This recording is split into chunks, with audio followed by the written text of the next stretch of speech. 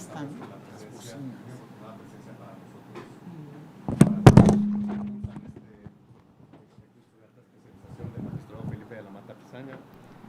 Que no necesita mayor presentación entre nosotros, que es integrante de la Sala Superior de este Tribunal Electoral del Poder Judicial de la Federación, y para hablar de un tema que es un tema que precisamente se ha venido desarrollando y evolucionando tanto en el sistema democrático como en el sistema jurídico constitucional mexicano, que es el de la nulidad de elecciones por adquisición de tiempos en televisión y en medios de comunicación en general, en el régimen de comunicación política. Muchas gracias, magistrado, por su presencia y le cedo el uso de la palabra para su disertación. Muchas gracias, Poncho. Pues sean todos bienvenidos a esta sala de juntas. Se están arreglando las aulas de la Escuela Judicial Electoral, entonces pues me dije, vamos a hacerles un lugarcito a los alumnos del diplomado. La verdad es que les faltó imaginación porque también estas mismas mesas se puede poner para que sean como justamente, exacto, escritorios. Pero bueno, los que me vean medio de lado, pues hagan el favor de hacer el esfuercito, ¿no? Los de acá, porque sí veo que está por acá como medio de lado, pero bueno, en fin, vamos a platicar en torno a un tema que es la nulidad de elección por adquisición de tiempo aire. Lo primero que tengo que decir es, esto fue una grave preocupación para mí durante el tiempo que estuve en la sala especializada. Bueno, claro, sigue siendo grave preocupación, pero cuando me tocó a mí fundar la sala especializada, tuvimos que empezar a interpretar las normas de adquisición de tiempo aire a la luz de la nueva causal de nulidad que se encuentra en la Constitución. A ver, primero tengo que decir, es una vergüenza que nuestra Constitución, aquí me estoy oyendo a mí mismo, es una vergüenza que nuestra Constitución tenga causales de nulidad. No se trata de un código, ¿de acuerdo? Incluso en un código quizá sería poco razonable que existan causales de nulidad, así como las pone. Pero bueno, en la Constitución es algo irracional. Todavía es peor. Son causales de nulidad que han evidenciado que se encuentran mal diseñadas. Entonces, cuando un código está mal diseñado, pues uno dice, oh, qué tonto es el legislador. Pero cuando es la propia Constitución la que se encuentra mal diseñada, cuando en la práctica estás notando que no funciona bien, estás entonces llevando a la más alta norma todos los errores del constituyente. A ver, voy a platicar un poco de la conformación que se encuentra de esta causal de nulidad más adelante. Pero quiero que se den cuenta que el tema de adquisición de tiempo aire, que empieza justo a partir del 2007, una vez que en 2014 se unifica para crear una causal de nulidad constitucional, es que lo quiero enfatizar, de rango constitucional, pues entonces se volvió un tema súper importante. Cuando llegamos a la sala especializada, voy a bajar el sonido de aquí, porque les digo que me estoy oyendo a mí mismo. Bien. Cuando llegamos a la sala especializada, lo primero que de verdad nos preocupó era que nuestras sentencias se podían utilizar simplemente para anular una elección. Es decir, a través del PES se podía preconstituir pruebas para anular. Y recuerden ustedes que la Constitución dice que debe entenderse por determinante la conducta, vamos a decirlo, de las tres causales de nulidad constitucional cuando exista diferencia entre primero y segundo lugar menor a 5 puntos. La fórmula que pareciera sugerir la Constitución es que con una sola adquisición, por ejemplo, un spot, una noticia pagada, en un medio que no fuera ni siquiera trascendente, si la diferencia es entre primero y segundo lugar menor a 5 puntos, tienes que anular, perdón que lo diga así, pero va a ser muy claro, a chaleco. Oye, es que, bueno, sí, la diferencia es de 4 puntos porcentuales, ¿no? Y fue solamente un spot que ni siquiera pautó una de las personas, de los del partido, sino que un aliado lo pautó. Ah, bueno, le pagó a un informador para que diera una noticia. ¿Era eso lo racional y el sentido? Nos dimos cuenta cuando estábamos en la sala especializada que se podía suponer que sí, y que con solo una preconstitución normativa de este estilo se podría pedir la nulidad. Teníamos que pensar cómo le íbamos a aplicar. Entonces, ¿cuándo? Vamos a decirlo también. Cuando se hace la reforma de 2014, creando la sala especializada, estableciendo el PES para, digamos, para ser resuelto por una sala del Tribunal Electoral, llegamos a la conclusión que el derecho administrativo sancionador y esta causal de nulidad se encontraba ampliamente unida. ¿De acuerdo? Entonces, por eso vamos a ver muchos casos de la sala especializada. ¿De acuerdo? Bueno, a ver. Primero, estoy aquí tratando de dar hacia adelante y no veo que se vaya hacia adelante. A ver, a lo mejor así. ¿No será que es el otro el que puede ir hacia adelante? ¿Si me lo cambian? Sí, ¿no? ¿Me lo pasa? Sí. Va, para que yo le vaya dando hacia adelante. Bueno, algo ya hice seguramente mal. Ya, creo. ¿Sí? Ya está. Bueno, y ahí está. Bien. Este va a ser el índice que vamos a ver. Primero, ¿cuándo existe indebida adquisición en tiempos en radio y televisión? ¿De acuerdo? Y vamos a hablar de lo que en la práctica más ocurre. Manto jurídico del periodismo, libertad de prensa, libertad de contenido, sátira política, calumnia, actividad periodística fuera de la pauta en periodo de veda y obligaciones de periodistas y concesionarias sobre propaganda electoral y pauta. Bueno, una vez, estos son los casos que más se dicen. Ya es muy difícil, hace años que no he visto casos en los cuales haya spots pagados por los partidos. Ya me doy a entender. Antes de la reforma de 2007 era algo normal. La propaganda política se hacía a través de spots pagados por los partidos. Y si eres un partido con mucho dinero, pues comprabas mucho. Y si eres un partido con poco dinero, pues comprabas poco. A partir de 2007 se estableció que solamente podían comprar este tipo de spots, digamos, no comprar, sino pautar el INE, y eso era a través de el tiempo aire que el gobierno mexicano le debe a las concesionarias. ¿De acuerdo? Entonces, como estaba a partir de 2007 esa prohibición, desaparecieron los spots pagados, o por lo menos los evidentemente pagados. Es decir, antes de 2007 tú ibas, por ejemplo, a Televisa, a TV Azteca, a las concesionarias y le decías, ¿me puedes decir cuántos spots pagaste o te compraron? Ah, tantos. ¿Y cuánto dinero fue? ¿Y te lo pagaron con cheque o en efectivo? Con cheque. Oye, ¿y tienes copia del cheque? Aquí está. Era una conducta lícita que se podía fiscalizar. Esto ya no pasa. Entonces empezaron a haber suspicacias. Dado que ya no se podía comprar tiempo aire en radio y televisión y existía la prohibición justo para hacer esta compra, pues en la práctica comenzamos a tener un grupo de acciones, de actividades que parecían que podían ser compradas. Y eso, tratándose de radio y televisión, podía después, a partir de 2014, pero también antes, generar la nulidad de la elección. A ver, vamos a ver. El primer caso, bueno, ¿cuándo existe indebida adquisición de tiempos en radio y TV? Pues justo cuando le pagas a alguien para que hable bien de ti en radio y TV. Puede ser a través de un spot, que eso está totalmente prohibido, o por ejemplo, pagando noticias. Si recuerdo bien algunos precedentes de 2009, todavía se hablaban de una especie de propaganda, vamos a decirlo así, una propaganda en varias vertientes, ¿no? ¿Se acuerdan ustedes de unas camisetas que salían en una telenovela? ¿Se acuerdan ustedes de calzones que existían en peleas? ¿No? ¿Se acuerdan de esas cuestiones? Es que es importante.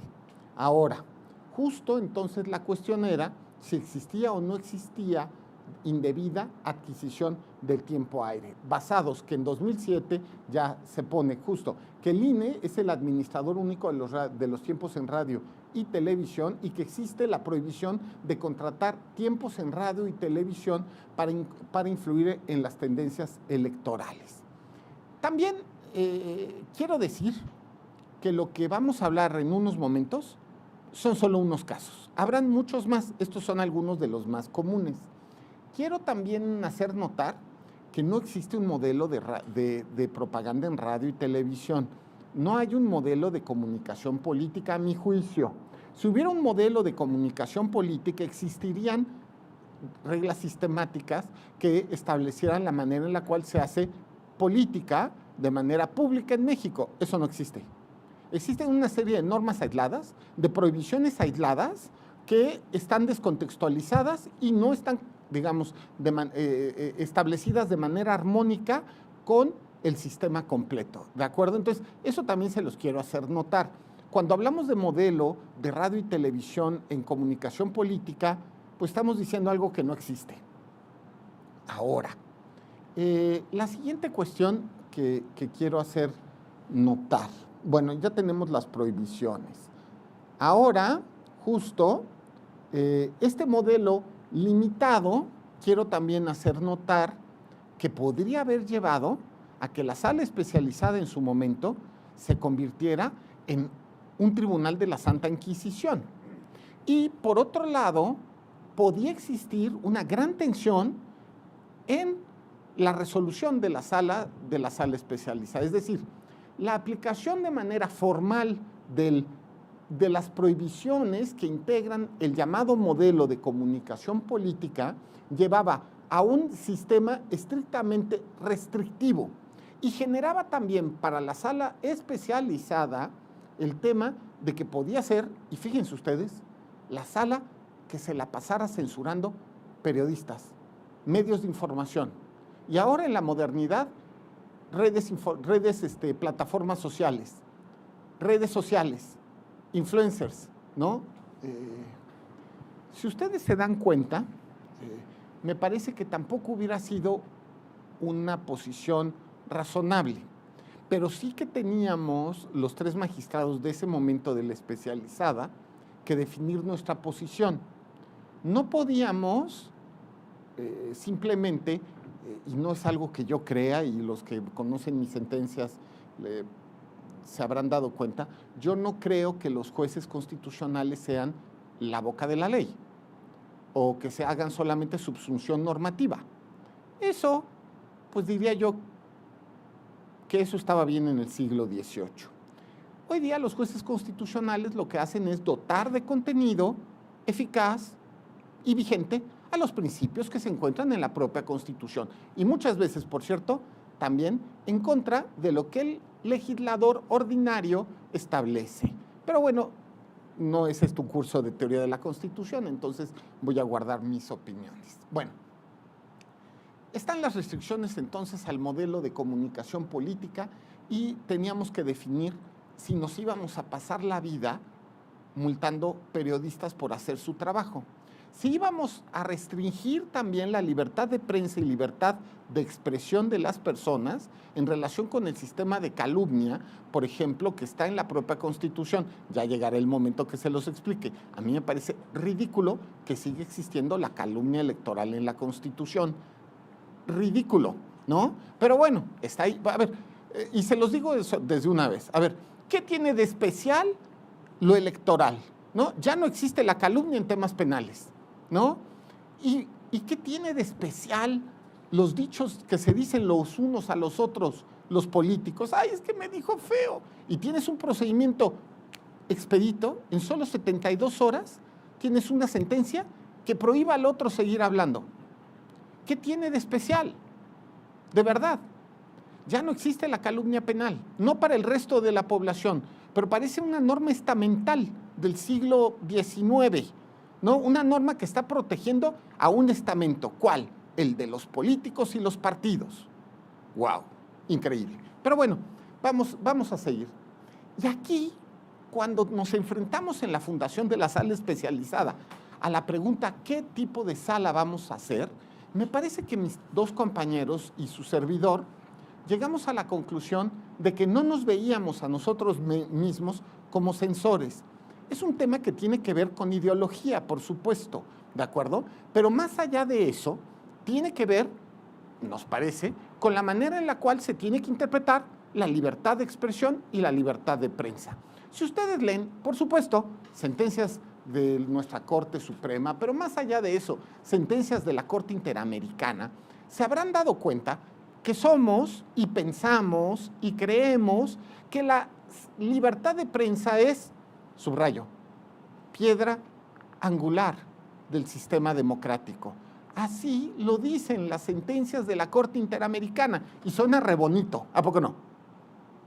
Pero dotarles de contenido y vigor se volvía un tema.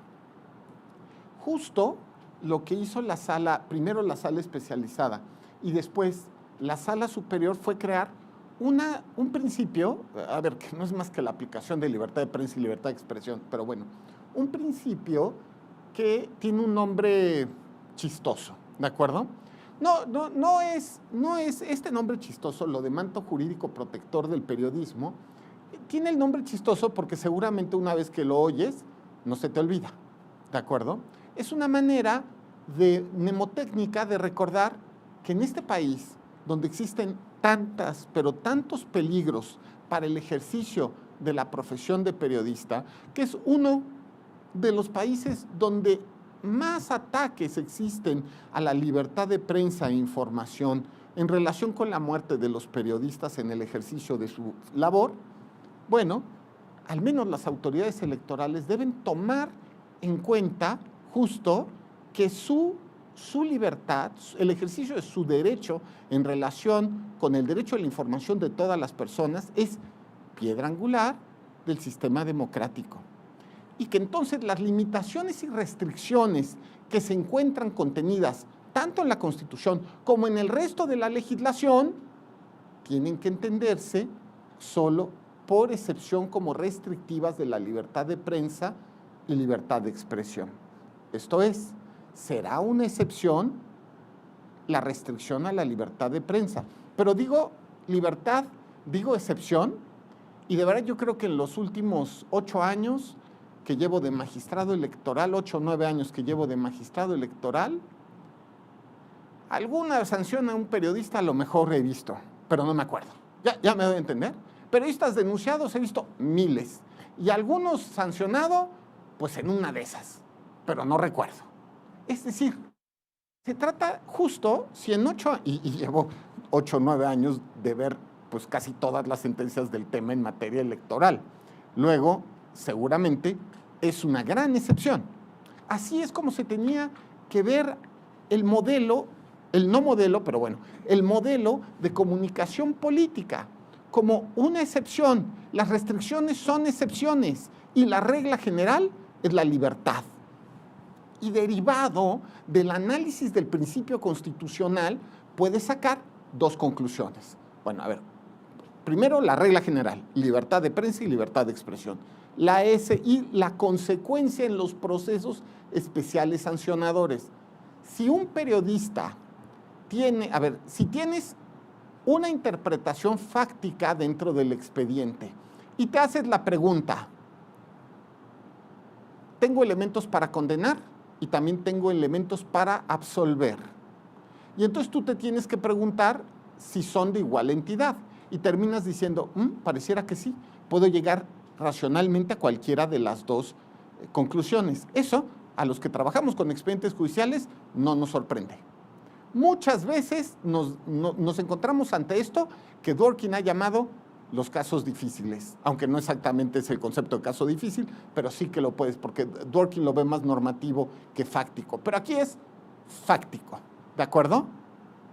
Tienes una interpretación fáctica que te puede llevar a condenar o absolver al periodista. Bueno, si estás ante ese resultado, haz una mejor interpretación a favor de la libertad de prensa, es decir, absuelve al periodista. ¿De acuerdo? Primera conclusión. Segunda conclusión, lo cual también es evidente, pero bueno. quien tiene que demostrar que el periodista está siendo pagado, por ejemplo, y que está haciendo cobertura informativa pagada, es el que está denunciando, no el periodista. Tiene que entregar pruebas de su inocencia. Es al revés. El otro tiene que entregar las pruebas de la culpabilidad. ¿De acuerdo? Es que eso también es importante. Esto hizo, me parece que una vez que establecimos el principio de manto jurídico protector del periodismo, justamente, una vez que lo aplicamos, los asuntos que tuvimos contra periodistas empezaron a bajar. Ese y por una segunda tesis relevante, creo que ya es jurisprudencia, en estos días la declaramos jurisprudencia, es súper importante también. El sistema de calumnia que se encuentra en la Constitución, calumnia electoral, establece que es calumnia aquello que es un dicho o es un dicho de una persona respecto de hechos o delitos falsos, ¿no? Es decir, entre políticos se dicen, tú eres un ladrón, ladrón. Se encuentra en el Código Penal, luego la consecuencia es que esto pueda ser calumnia, salvo que hayas presentado pruebas. Bueno, y si se dan cuenta, el tema de llevar calumnia al ámbito periodístico era justo que los periodistas estaban siendo denunciados por calumnia o por adquisición de tiempo aire todo el tiempo. Y la Corte Interamericana ha establecido que justo no debes perturbar el ejercicio de la actividad periodística. A ver, piensen ustedes, ¿para un periodista es o no es un perturbador que te presenten una denuncia ante el INE? A ver, primero vas a decir, primero lo tengo que leer. Segundo, tengo que contratar un abogado. Tercero, tengo que ir a litigar el tema. ¿Ya se dan cuenta? ¿No? Entonces, esto claro que resulta en una amenaza real a la actividad y al trabajo de los periodistas. Entonces, la Sala Superior determinó que respecto de la actividad del periodista no puede haber calumnia. Y esto implicaba que el INE pudiera desechar inmediatamente cualquier pez que se le presentara. Es decir, el periodista no tenía que ir a litigar el tema ante el INE, porque el tema se desechaba. Bueno, fíjense cómo, si es un tema, ideológico de libertad, pero no es un tema ideológico de ahora con este simplismo en torno a las ideologías contemporáneas. No, es un tema de ideología constitucional. ¿Qué es lo que debe entenderse y cuál es la importancia del derecho humano de la libertad de prensa y expresión en relación con el ejercicio de la función periodística? ¿Va? Entonces, con estas jurisprudencias y con esta interpretación que empezamos a tener, tuvimos varios casos, ¿no? El caso de López Dóriga, ¿de acuerdo? Creo que aquí, ¿se acuerdan de este? Creo que este spot, lo voy a pasar porque este spot fue en la materia. Bueno, yo no estoy oyendo nada. ¿Se habrá oído? Siguen siendo lo mismo. Nos dicen que la economía va mejor. Pero a ti, ¿por qué no te alcanza? También nos dicen que la seguridad es un hecho. Pero ¿por qué nos faltan 22.000? En el PRD somos muy conscientes de lo que no funciona en México. Por eso desde hoy queremos ser tu voz. Yo ahora sí voy a salirme de aquí. Bueno, a ver, ¿se acuerdan de este spot electoral? Nos teníamos que hacer varias preguntas que a mi juicio no eran fáciles. La verdad es que este asunto me costó mucho trabajo, tan me costó trabajo que todavía recuerdo que me lo turnaron el 6 de enero del año 2015. Y, o sea, así, me acuerdo perfecto.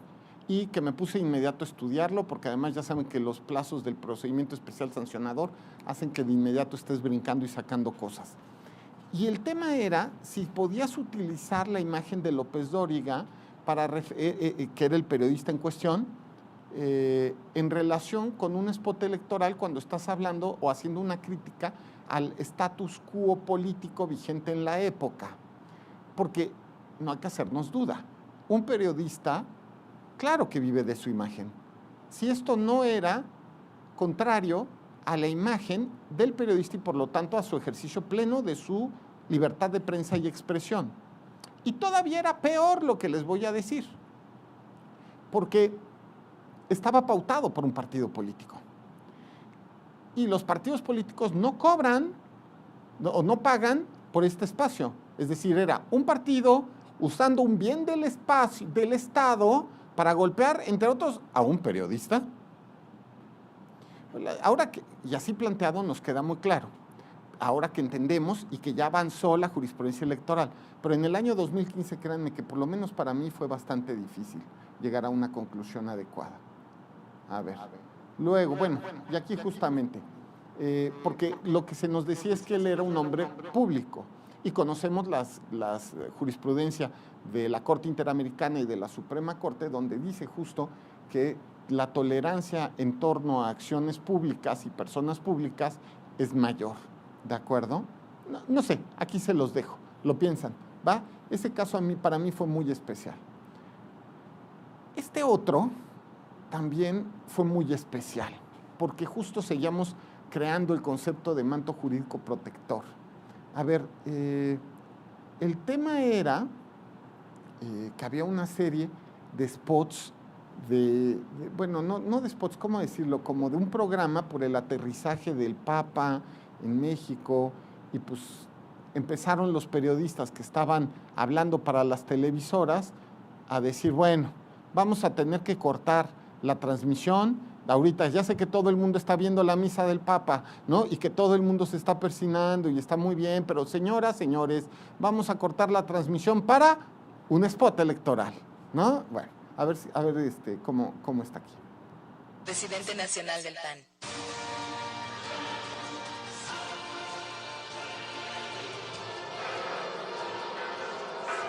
Déjame hacer un comentario de los dos spots que acabamos de ver. El corte comercial es por ley, pero es tiempos oficiales. Y resulta que quienes se presentan como defensores de la laicidad y no se aprovecha la visita del Papa para hacer política son los primeros que la hacen. Vimos dos spots, uno del Instituto Nacional Electoral llamando sobre la campaña para elegir candidatos constituyentes para la Ciudad de México. ¿A qué me refiero? Candidatos que van a formar el Congreso Constituyente que va a elaborar la Constitución de la Ciudad de México. Y en el otro vimos la promoción personal del presidente del Partido Acción Nacional, Ricardo Anaya, en plena transmisión de la visita del Papa, para que vea usted cómo por un lado van los discursos y por el otro lado va una realidad que se acomoda a intereses. Pero así es. Así es. Voy a cortar hasta ahí, porque me parece que no tiene ya sentido ver más. Ya entendieron la idea, ¿de acuerdo? A ver, entonces, pero no crean que fue nada más López Dóriga, fueron todas las televisoras, o bueno, por lo menos las 2 o 3 televisoras que estaban en eso. E iban criticando, este sistema este sistema de pautado, de concesiones, etcétera, tenemos que cortar ahorita al Papa para que Ricardo Anaya se posicione, cortar al Papa para que el PRD se posicione. Y decían, es irracional, hacían crítica al sistema constitucional. Entonces la pregunta era justo si esto entraba en libertad de prensa. La sala especializada terminó diciendo que sí, que estábamos ante una sentencia,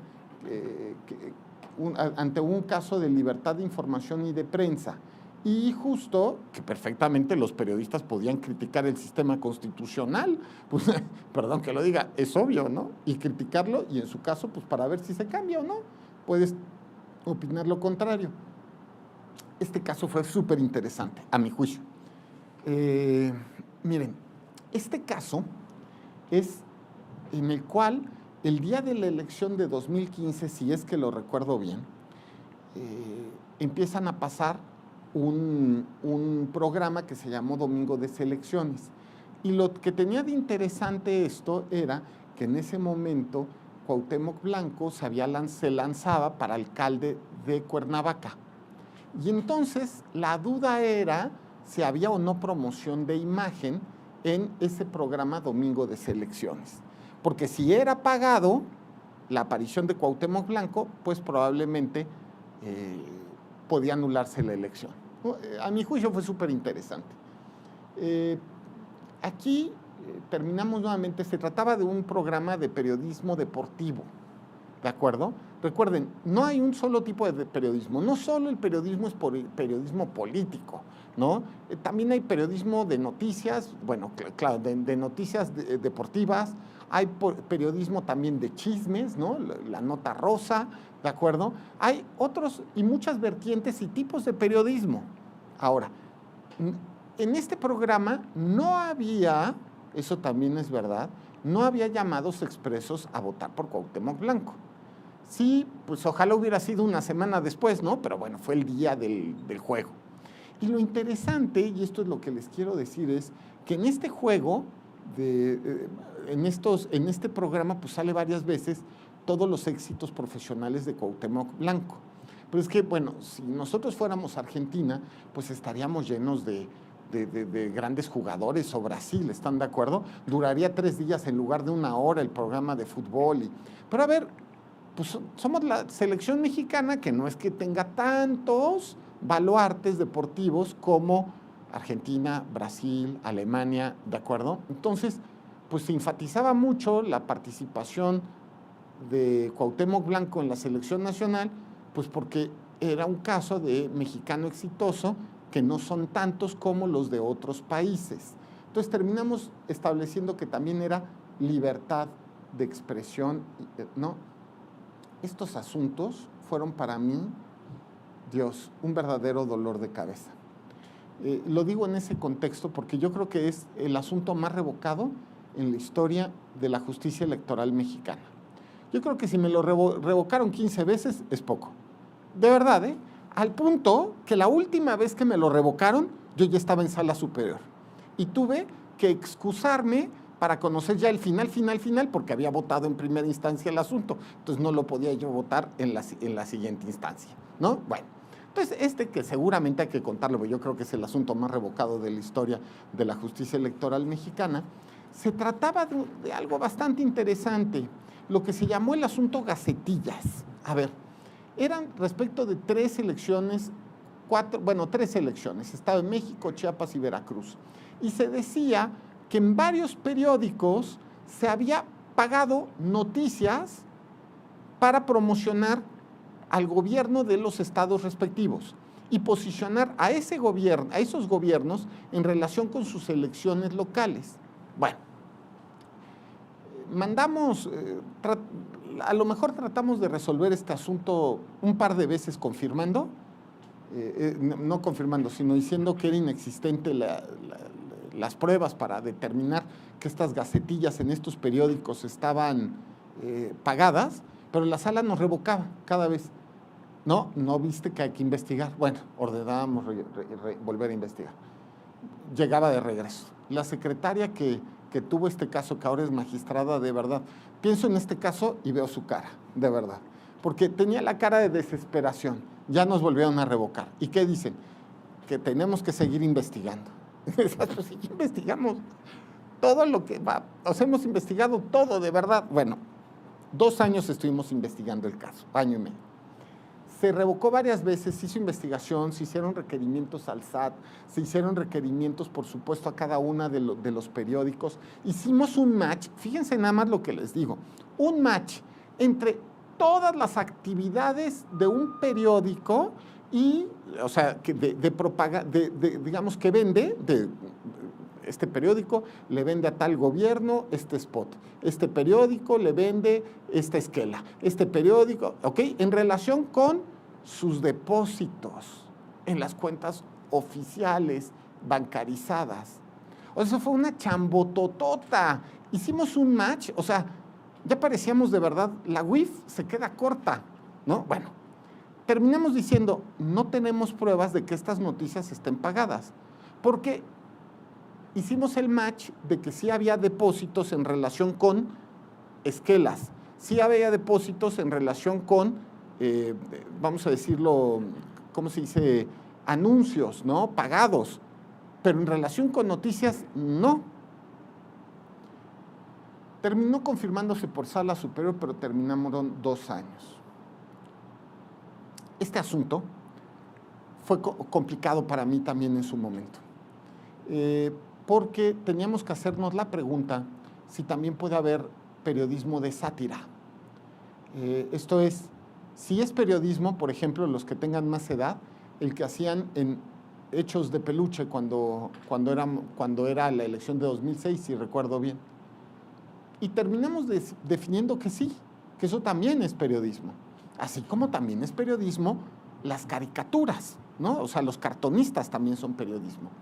Ahora, el tema era si las críticas que hacía una televisora de un estado a una candidata al gobierno del estado y a otro candidato, si eran pagadas.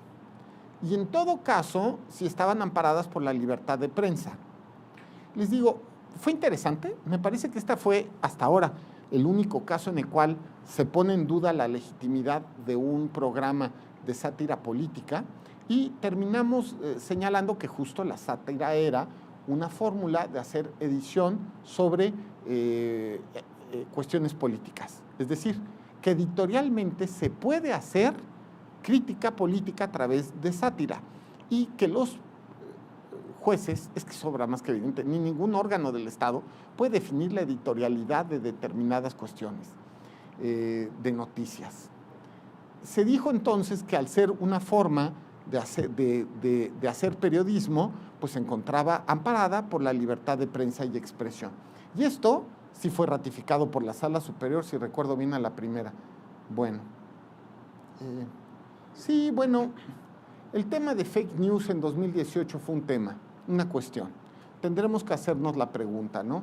Y que justamente había calumnia por noticias falsas en relación a que Anaya había declinado a favor de mí, ¿no?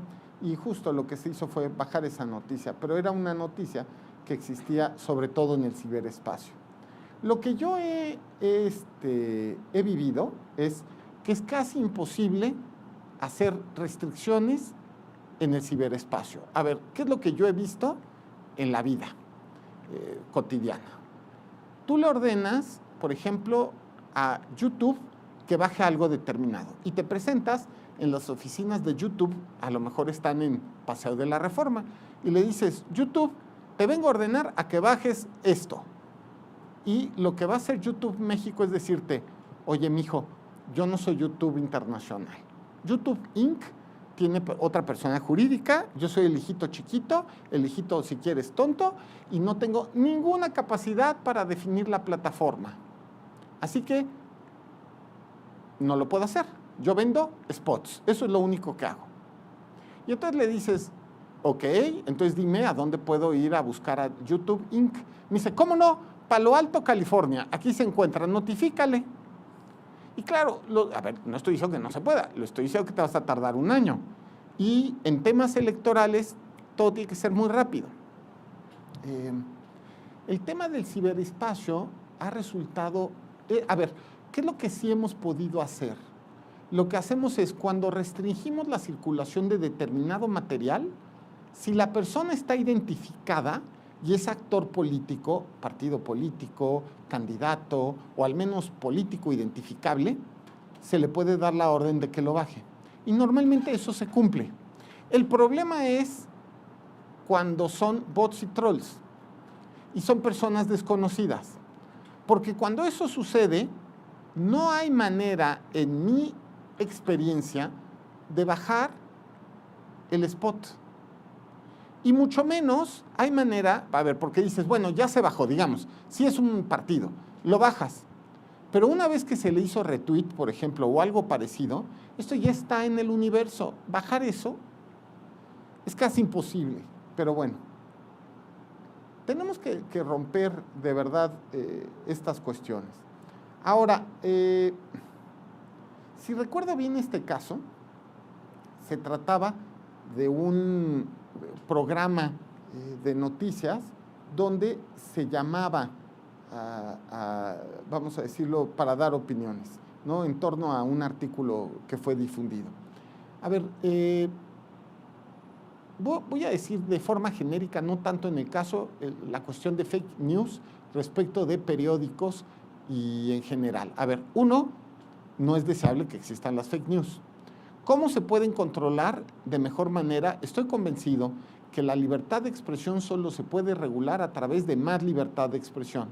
Los sistemas restrictivos no han funcionado mucho menos cuando están a la mitad.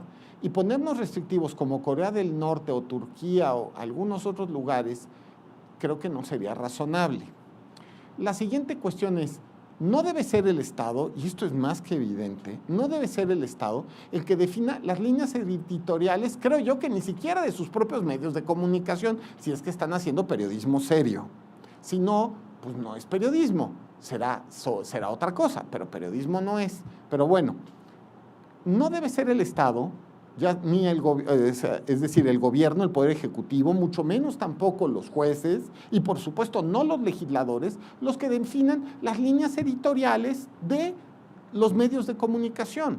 Y en todo caso, debe ser la autorregulación la que llegue al control, el prestigio o desprestigio, porque también, las noticias falsas tienen un costo hacia el prestigio de los medios de comunicación, que viven fundamentalmente de eso, del prestigio, de la credibilidad que tengan. Bueno, y justo esto tiene que ver con las entrevistas que de repente se empiezan a hacer. A ver, en general no es recomendable hacer entrevistas durante periodo de veda, ¿de acuerdo? A candidatos políticos. No es recomendable ni es lo que tiene que hacerse, porque incluso, aunque no hablen de política, puede caerse dentro de la promoción de imagen y puede hipotéticamente incluso anularse la elección. Y esto también en relación con entrevistas, que la gran mayoría no estarán pautadas, evidentemente, porque las entrevistas son espontáneas. Y eso es lo que ha dicho también la Sala Superior, la espontaneidad, ¿de acuerdo?, en la cobertura informativa también forma parte de la libertad de prensa. Bueno, este asunto es súper importante y se ha difundido poco y a mí se me hace súper importante. Todos sabemos que en el periodo de veda no se puede hacer propaganda electoral, pero esta vez denunciaron a un editorialista del Universal por supuestamente hacer un llamado al voto en contra de determinada fuerza política. La pregunta era si el periodo de veda le resultaba obligatorio, por supuesto al medio y en su caso al periodista. La Sala Superior terminó estableciendo que la respuesta era que no. A ver, la veda es veda pues para los actores políticos. Veamos, por supuesto el gobierno, por supuesto los partidos políticos, por supuesto los candidatos, por supuesto, vamos a decirlo, simpatizantes partidistas en relación con las candidaturas, etcétera, pero no en relación con la gente. O ustedes están comiendo el sábado anterior a las elecciones con su familia, alguien empieza a hablar de la elección del día siguiente y dice, cállate, es periodo de veda. ¿Verdad que no? Al contrario, la base del periodo de veda es que la ciudadanía reflexione. Y justo, ¿cómo va a reflexionar si no es a través de, perdón que lo haga notar, también del ejercicio de la libertad de prensa? Tiene que ser un ejercicio legítimo y lícito de la libertad de prensa, obvio, no debe estar pagado. Tiene que ser un posicionamiento personalizado del periodista. Pero la ciudadanía puede reflexionar y también pueden escribir y leer artículos de prensa al respecto. Me parece que este caso fue uno de los casos más relevantes en torno a libertad de prensa de la Sala Superior, porque parecía antes de este caso que el tema de veda se encontraba limitado a todas las personas. Nadie puede hablar de elecciones. Cállese todo el mundo. Pues no, la respuesta es no, al contrario. Los que se tienen que callar son los que estaban haciendo ruido. Y ahora la ciudadanía se apropia de la elección, habla de la elección y toma y define su voto. Bueno, en el caso de Mañaneras que acaba de resolver la Sala Superior, este es uno de los 20 casos que hemos resuelto sobre el tema de Mañaneras. A ver, Dios, es que sería casi solamente dar una conferencia sobre los temas de mañaneras que se me agolpan en cabeza. Pero bueno, en relación con concesionarios, el criterio ha sido, si puedes transmitir un pedacito de la mañanera a manera de noticia, pero no la transmisión completa. Eso ya es propaganda gubernamental y se encuentra prohibida, ¿de acuerdo? Entonces, vamos a decirlo así. Puedes dar la noticia, pero no la transmisión completa. Eso de, bueno, y las próximas 2 horas va a ser la transmisión completa durante periodo de veda, por ejemplo, pues no, ¿de acuerdo? Bueno, lo dejo así, es bastante más complejo que eso, pero bueno, la presi la voy a colgar en mis redes sociales, ahí la pueden consultar. Bueno, ya vimos entonces que en todos los anteriores casos se ha privilegiado la libertad, pero podría no haberse privilegiado. Y si es así, si hay cobertura en radio y televisión que pudiera ser ilegal, es decir, comprada, se podría anular la elección respectiva. Y de la mera interpretación formal de la Constitución, podríamos decir que aunque haya un spot pagado, sería suficiente para anular si la diferencia entre primero y segundo lugar es menor al 5%. Pero también en la práctica eso me ha demostrado que es irracional, sobre todo en tope de gastos de campaña. Luego pasa, y eso sucede con las nulidades, que pasa un tiempo antes de que puedas tener una idea con la que te sientas satisfecho. Yo me tardé 2 años en llegar a una conclusión que me dejara satisfecho en relación con las causales de nulidad que se encuentran en la Constitución, porque me parecían irracionales. La interpretación formal, que es la que los sujetos políticos que se veían beneficiados por esta gritaban, se ha terminado el tiempo de los caballeros, y el del orden. Ahora todos son gritos, amenazas, desorden, ¿no? Bueno, lo que gritaban era justo que con solamente estar en los supuestos de nulidad constitucional, esto podía necesariamente llevar a la nulidad constitucional, lo cual, repito, me parecía irracional. Por ejemplo, la Constitución dice que si va a haber un sobrepaso del 5% en topes de gastos de campaña, mayor al 5%, y la diferencia entre primero y segundo lugar es menor al 5%, tienes que anular la elección. Lo cual parece muy razonable en abstracto, pero cuando le pones nombre al niño y dices, es que el tope de gastos de campaña en esta elección de ayuntamientos eran 70,000 pesos, y se pagaron 7,000 pesos en el cierre de campaña de un equipo de sonido, y nos pasamos por el 10%, pues sí, 10%, pues sí, ¿qué hacemos? Y entonces les pregunto, ¿vamos a anular una elección por un equipo de sonido? ¿Es lo razonable?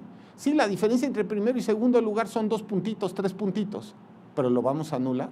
¿Ya se dan cuenta?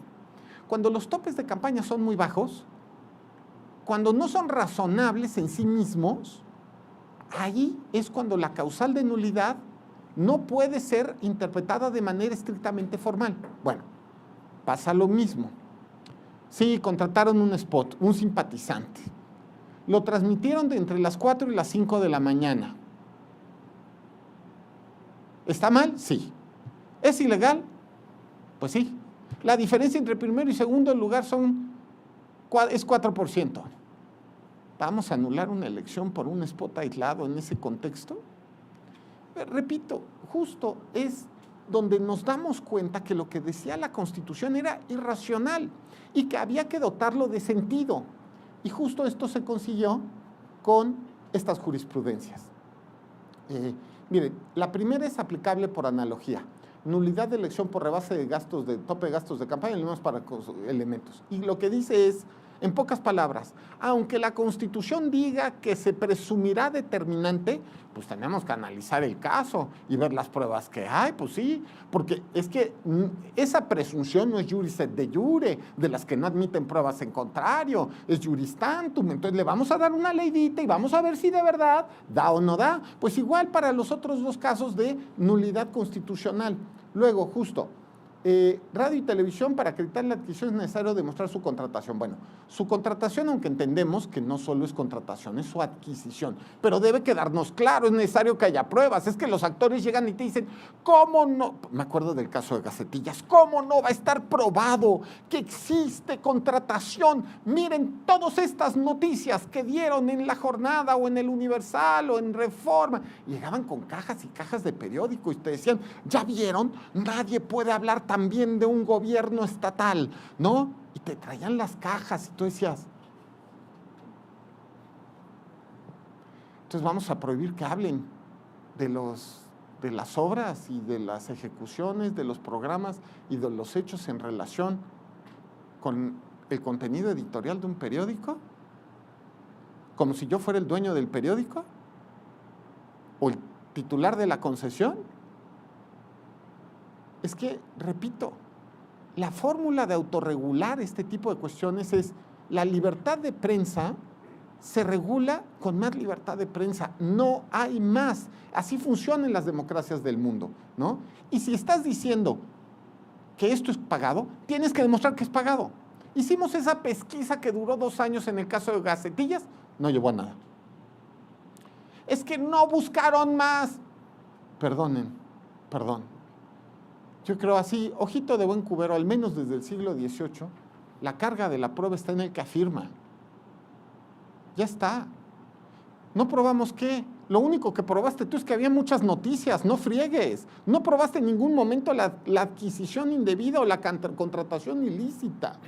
Y aún así, la Sala Superior nos dijo que investigáramos hasta por debajo de las piedras. Bueno, y de radio y televisión, la auténtica labor de información, no contraviene la prohibición de adquirir o contratar tiempo. Obvio. Es decir, las noticias no son contratación de tiempo o adquisición de aire, salvo que lo sean. Y para eso, perdón que lo diga, hay que probarlo. Es que, de verdad. Bueno, en fin. No hay un modelo de comunicación, por supuesto, pareciera que nadie está debatiendo en una reforma electoral un modelo de comunicación que sería deseable, un volvernos a plantear todo desde su origen. ¿Por qué no? Claro, preguntémonos si esto es razonable. Y algunas de las ideas que han estado en sentencias, discutirlas y en su caso, o no, llevarla a la ley. No, en la reforma electoral estamos discutiendo los nombres. Fundamentalmente son los nombres. Nombres de instituciones y nombres de personas. Ojalá estuviéramos discutiendo en crear un modelo de comunicación política que hiciera más eficiente y razonable que la ciudadanía conozca las opciones políticas y pueda ejercer de manera informada su voto. Y alguien me diría, bueno, sí, y también que haya paz en el mundo y que los niños de África puedan comer 3 veces al día. Pues sí, es como buen deseo de esos que uno le enseña a sus hijos cuando está por dormir en la noche, ¿no? Reza por los niños que no tienen para comer, ¿no? Sí. También reza porque quieran regular un buen modelo de comunicación política. Terrible. En fin. Yo hasta aquí lo dejaría y los invito a que me sigan en mis redes sociales, que ahí están. Muchas gracias y por favor, si tienen preguntas, háganlas. Gracias. Muchas gracias, doctor de la Mata, por tan precisa exposición. Su recuento sobre la sala especializada en lo personal me resultó muy nostálgico, precisamente por esa labor que hicieron los magistrados y que no habría ninguna duda en que plantearon las bases y los principios fundamentales que vinieron después a reconducir la jurisprudencia electoral en esta materia. Y también la labor del juez constitucional. Creo que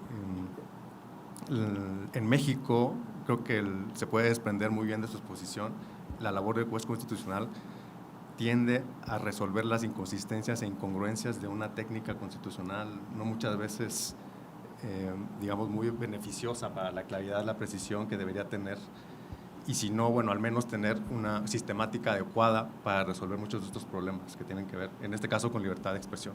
Pues pasamos, si nos permite, a unos minutitos de preguntas, no demasiadas, pero abro sesión, o si alguien quisiera formular alguna pregunta aquí, y si hubiera alguna también de nuestros compañeros que están siguiendo la sesión en línea, vía remota, pues igualmente pueden formular en este momento. ¿Alguien quisiera formular alguna cuestión? ¿Un comentario? Sí, adelante, por favor.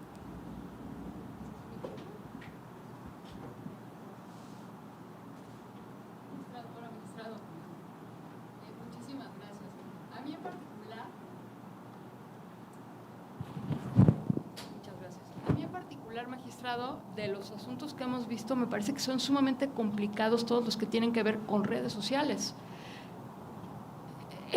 No solamente por la imposibilidad, sino porque es algo que ya no a futuro, ya estamos viendo, ya hemos visto desde 2008 en Estados Unidos y cómo ha ido avanzando la política en las redes sociales. ¿Cuál sería su propuesta de regulación? Que seguramente no será materia de discusión, como tristemente hemos visto, pero más o menos por dónde a usted le gustaría, con todo lo que ha visto, en cuestión de los tiempos y pautados y en comparación con radio y televisión. Muchísimas gracias. Muchas gracias, Mafer. A ver, la primera cuestión que yo traía a cuento es, en Naciones Unidas existe justamente un comité que se encarga de temas de libertad de prensa y expresión. Y lo que decía el Comité de Naciones Unidas era que las prohibiciones que existían en materia de radio y televisión no debían aplicarse de manera analógica a las redes sociales. Ya me doy a entender, porque son cosas diferentes. Es más que obvio. Hoy día, el 60% de los mexicanos, si recuerdo bien unas encuestas que vi hace tiempo, todavía se sigue informando a través de radio y tele. Porque seguramente ustedes, vamos a decirlo así, yo lo que veo con mis hijos es que ya no ven tele, ven internet, y cuando ven tele más bien ven un partido de fútbol o ven, iba a decir noticias, pero no, eso no, pero sí se informan a través de redes sociales y se informan a través de YouTube y cosas así. Bueno, me parece que efectivamente hay una tendencia en la cual el negocio de la radio y la televisión está cambiando. El espectro radioeléctrico ya no es, por ahora, el punto único por el cual se informa a la gente. Sigue siendo el más importante. Es que eso es importante, porque luego a ratos yo le pregunto a mis hijos, ¿hace cuánto que no ves tele? Pues probablemente me digan hace 2 años. Y si le pregunto, por ejemplo, el otro día uno de mis compañeros me dijo que él jamás veía tele, ¿no? Que él veía, pues eso, ¿no? Y que casi eso ya nadie veía tele. Bueno, lo que quiero decir es, el pautado cada día tiene menos importancia y sin embargo sigue teniendo su importancia. Bueno, esto significa que no muchos años habrá vamos a decirlo así, un traspaso de importancia del sistema de radio y televisión hacia todas las vías digitales. Será más difícil de gobernar. Las prohibiciones de radio y televisión, a mi juicio, y es lo que dice la ONU también, no se pueden aplicar analógicamente digamos, a las vías digitales. En su caso, tienen que estar expresamente definidas para vías digitales. Ahora, entonces, en pocas palabras, tendremos que construir desde cero. Yo creo, hay un libro de Erich Fromm, ¿se acuerdan? El del miedo a la libertad, ¿no? La frase es buena porque viene este tema. Yo creo, hoy vengo de dar clases en mi materia justo de teoría de la Constitución. Yo ya hablaba justamente del tema de la democracia, ¿no? Y un poco cómo, a ver, si ustedes se recuerdan, hace poco más de 110 años, en la entrevista a Díaz Krillman, ¿de acuerdo? Se hablaba o se discutía si México estaba o no listo para la democracia. Y dijo una cosa para la entrevista a Díaz Krillman y dijo otra cosa después y antes, ¿no? Bueno, como si México estuviera o no preparado para la democracia. Yo más bien pensaría que tenemos que dejar de tener miedo para tener libertad. Yo creo que una población suficientemente madura debe, pero lo digo, hombre, es que es evidente, esta es una sociedad madura en muchísimas cosas. A ver, no más madura, por cierto, o menos madura, por ejemplo, que las democracias del siglo XIX de Estados Unidos o de Europa, y eran relativamente democráticas, porque así también qué democráticas eran en el siglo XIX tampoco, no bajo los estándares actuales. Yo creo que hay que dejar de tener miedo a la libertad. Me insultó, mintió, pues defiéndase, joven, ¿no? ¿O que no tiene boca? Ya está, contéstele, ahí está bueno. Y será el electorado el que defina quién es el que, insultando, pierde legitimidad, o el que, defendiéndose y no argumentando, pierde, en su caso, el voto democrático. Conforme el sistema de pautado de radio y televisión vaya naturalmente dejando de ser relevante, sería imposible pensar en pautar Internet. O sea, a ver, pensaría yo que establecer restricciones en relación con redes sociales me recuerdan a Corea del Norte, a China y a ratos a Turquía. Yo hace unos años fui a Turquía y no me acuerdo qué quería verificar en Wikipedia. Y en esa época, al menos, Wikipedia estaba bloqueado en todo Turquía, ¿no? Y yo decía, no, salí de Turquía y de repente ya funcionaba Wikipedia. Y es un país occidental, Turquía, ¿no? O sea, es algo que uno nos sorprende. Bueno, no puede ser la vía de la restricción, tiene que ser la vía de la libertad, la vía del debate fuerte, a veces lleno de pasión, porque así es la política y así es la democracia. Y que la gente opine lo que tenga que opinar. Y ya está. Y no se trata de un grupo de niños chiquitos, ¿de acuerdo? No, es que estos no están lo suficientemente aptos para llegar a la conclusión a la que llegaron. A ver, democracia significa, por supuesto, proceso electoral, pero también ejercicio pleno de derechos humanos. Libertad de prensa y libertad de expresión irían en contra de fórmulas de restricción en redes sociales. Eso fue lo que dijimos en la sala especializada, lo dijimos. Y no aplicamos de manera analógica las restricciones para radio y televisión. Ahora, me parece que ya la sala especializada ha ido en otra vía, pero la verdad era que era súper interesante este punto de vista, tratando de potenciar libertad de expresión en redes sociales. Sobre todo, ante la realidad de que, salvo que saques del aire completamente a la plataforma o a la red social, es casi imposible para un Estado nacional controlar el contenido, ¿no? Por lo menos para un Estado nacional de la dimensión del mexicano, ¿no? Es lo que yo diría. Magistrado, hay otra pregunta, gracias a Salvador González por formularla. Primero, felicitarlo por su exposición y preguntarle si consideraría como una regresión, ¿qué consideraría como una regresión ante una muy probable reforma electoral en el modelo actual de comunicación política? Miren, yo pensaría que se tiene que repensar todo el modelo. Primero, crear un verdadero modelo. Un modelo que nos sirva para todos los medios de comunicación. A ver, en 2014, cuando sacaron el modelo, que no es modelo, recuérdenlo, pero lo que hay, pues las redes sociales no estaban con el auge que tienen hoy. La mayor parte de la gente se informaba a través de radio y televisión, ahora es solo el 60%. Y esto progresivamente será menor. Tenemos que encontrar reglas que den uniformidad a la propaganda electoral y también a las campañas. No faltará mucho, creo, en que la propaganda electoral pues sea fundamentalmente en campañas, en redes sociales y en un marco de otro estilo. Yo creo que en 20 años, digo 20 años, yo creo que sí, quizás sí en 20 años, un decir, pero sí. 20 años, la gente va a ver los espectaculares en las calles y van a decir, ¿qué es eso? ¿Para qué? Si todo el mundo está informado a través de sus aparatos, sabe Dios qué aparato sea el que en ese momento esté sirviendo. No será quizás celular, pero será la forma de abrir un debate. Y entonces, los sistemas democráticos también se enfrentarán a nuevos paradigmas.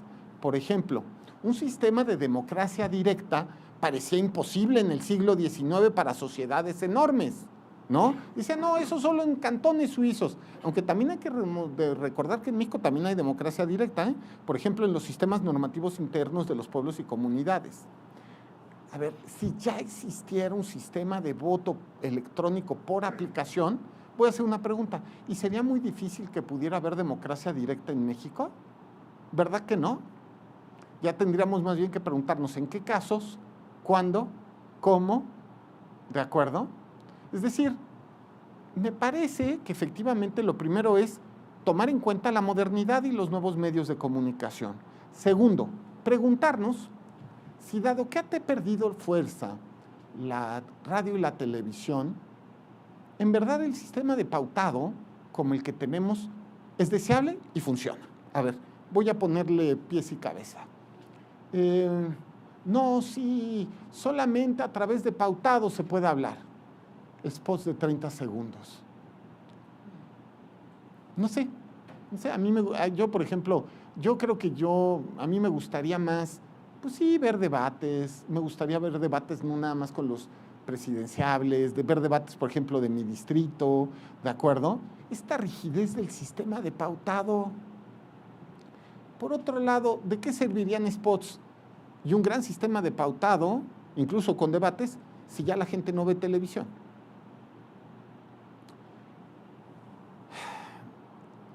El tema será en no mucho tiempo cómo controlar los gastos de los candidatos y los partidos en relación con la venta de espacios publicitarios en redes sociales. Y entonces nos tendremos que hacer la pregunta si los partidos y los candidatos pueden seguir pautando, vamos a decirlo así, tiempo aire en las redes sociales. Y si es esa la vía correcta.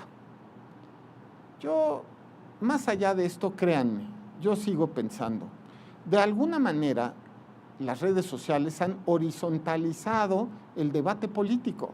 Antes el debate político era vertical, de arriba hacia abajo, de la oligarquía hacia la gente. Pero ahora, de alguna manera, hay una fórmula en la cual todos pueden participar en el debate, claro, con elementos distorsionadores, bots, troles, granjas, etcétera. ¿De acuerdo? Y nunca será lo mismo la voz de una persona aislada que la voz de un gran tuitero o de un gran influencer, ¿no? En pocas palabras, ya se dio cuenta que tenemos que hacer todo un sistema nuevo y después llevar esto, pues, por ejemplo, a la propaganda en papel. Yo, de verdad, yo ya no sé, pero la gente sí vota y se convence por encontrar lo que se supone que ya no existe, que es propaganda pegadas a los postes, ya no existen, ¿va? Ya nadie lo vemos, ninguno lo vemos, nunca lo hemos visto. Bueno, eso que ya no existe, ¿eso es lo que define que la gente vote? No sé, me parece que tenemos que hacer una buena reforma electoral, llevaría a redefinir el modelo y crear un verdadero modelo, ya no pensando solo en radio y televisión, sino como uno de los elementos, y por cierto, hay que darse cuenta, ese negocio va para abajo. Digo, si las tendencias se mantienen, en 20 años, pues muy probablemente 10-20% de la población vea radio y tele, si es que hay, ya está. Bueno, ¿qué más? Doctor Lozano, por favor.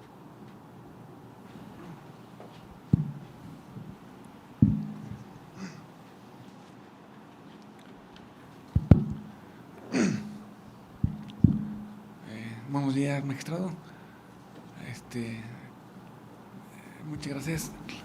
Al principio de su conferencia hablaba de las ideologías y hablaba de una ideología simplista y la contraponía con una ideología constitucional.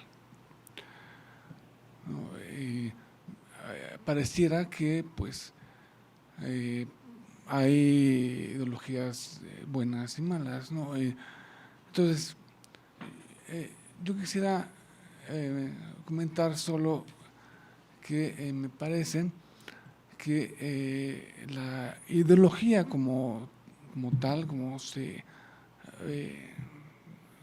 entiende la palabra, es algo que va fuera de la realidad. Y entonces, que hay otro pensamiento que se intenta insertar dentro de la realidad. Entonces, de esa manera, una tendencia más liberal sería una que se ajustaría más a cómo es el ser humano de verdad, y una tendencia más restrictiva o como posiblemente iría en contra de la realidad. Pero me gustaría escuchar al respecto su opinión. Muchas gracias. Gracias, Alex. A ver, voy a cerrar con esto la charla. Voy a decirles una cuestión. Miren, yo pienso, obviamente no soy para nada quien para decir que ideología es buena o es mala. Bendito sea Dios, ahora sí que Dios nos hizo libres, ¿no? Cada quien sabrá lo que quiera pensar en todos los temas, pero para un juez constitucional sí existe una ideología correcta y una incorrecta, y la correcta es la que se encuentra en la Constitución. Es decir, eso es más que evidente. Un juez constitucional, al hacer su trabajo, tiene que aplicar la ideología de la Constitución. Ahora, definir qué es la ideología que se encuentra en la Constitución no es una tarea fácil, es una tarea científica que corresponde al análisis justo del juez constitucional. No estoy diciendo que necesariamente sea la ideología de los constituyentes, evidentemente. No estoy diciendo que necesariamente sea la ideología de los jueces constitucionales. Muy probablemente la ideología de la Constitución es aquella de la cual se va dotando de contenido a través de una acción probablemente de manera vertical y horizontal, es decir, los órganos del Estado, pero también pareciera ser que los aplicadores de las normas en general. Entonces, corresponde al juez constitucional identificar el contenido y significado de la Constitución, y al hacerlo por varias ocasiones podrá identificar una ideología constitucional que por supuesto es dinámica y mutable. Eso es lo que yo podría decir, Alex. Muchas gracias. Pues agradecemos al magistrado de la Mata nuevamente su intervención. Concédelo en un fuerte aplauso, por favor. Gracias. Y solo nos resta entregarle nuestro reconocimiento por Muchas su gracias. intervención. Muchísimas Gracias, gracias. Poncho. Qué amable, Poncho. Gracias. Muchas gracias. Aquí está, ¿eh? Ah, la foto. Vente acá, Gaby, vente.